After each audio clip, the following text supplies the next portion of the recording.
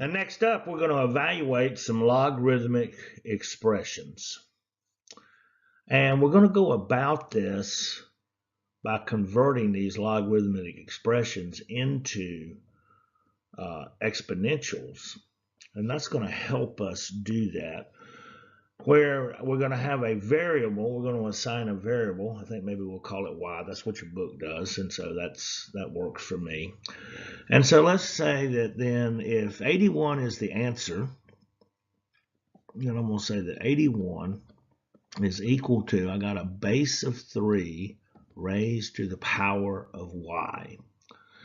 Now, I should know from evaluating exponential expressions that if I could get this 81 into a base of 3, then my bases can cancel, and it's going to simplify this process. And so I think about 3. Well, 3 times 3 is 9. That's 9 squared. Times 3 is 20. 9 times 3 is 27.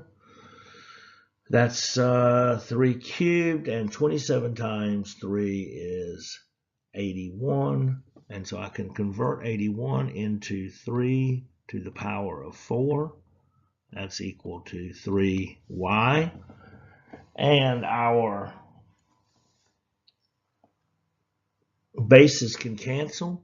And so we can say that 4 is equal to y. Or evaluating the logarithmic expression of log base 3 of 81 is just 4. Well, let's look at this next one. I got log of the 1/2 equals 256. Well, let's start by going at this the same way. I'm going to say that 256, the answer, is equal to the base 1/2 raised to some power of y. Now, this 1/2 is going to be a little bit difficult for me to deal with, so I think I'll rewrite that. Since the 2 is in the denominator, I can rewrite this as 256 equals 2 to the negative 1 power, or negative y. Just bring it up top. Now, let's think about 256. All right, well, 2 cubed is 8. And 2 to the 4th is 16. 2 to the 5th is 32. 2 to the 6th is 64. That means 2 to the 7th would be 128.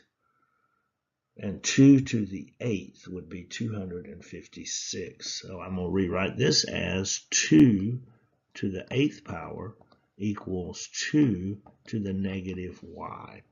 Well, my bases can now cancel my 2's. My two base 2's can cancel, and I've got 8 equals negative y. And of course, I want to get y by itself, so I divide by that negative 1, and we're going to say that negative 8 is equal to y. So if we raise 1/2 to the negative 8th power, that negative is going to flip the 2 up top, and we've got 2 to the 8th. That 2 to the 8th is going to equal 256. So evaluating log base 1/2 of 256 is negative 8. Well, there we go. Shazam!